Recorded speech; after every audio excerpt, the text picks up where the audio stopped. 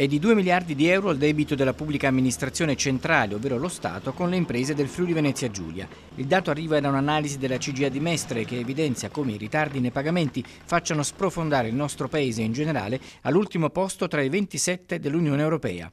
In totale lo Stato deve alle imprese italiane 58,6 miliardi di euro. Chi lavora deve essere pagato entro i termini previsti dalla legge. Non è più ammissibile che lo Stato centrale saldi le fatture in ritardo o addirittura non le paghi proprio. In Friuli Venezia Giulia le imprese attendono ancora 2 miliardi di euro.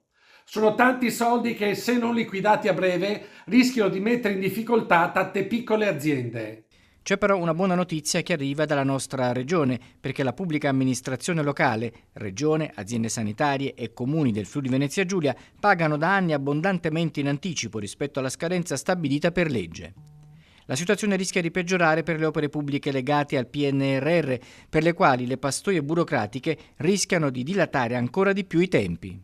E per risolvere questa annosa questione c'è solo una cosa da fare: prevedere per legge la compensazione tra i crediti maturati da un'impresa nei confronti della pubblica amministrazione e i debiti fiscali che deve onorare con l'erario.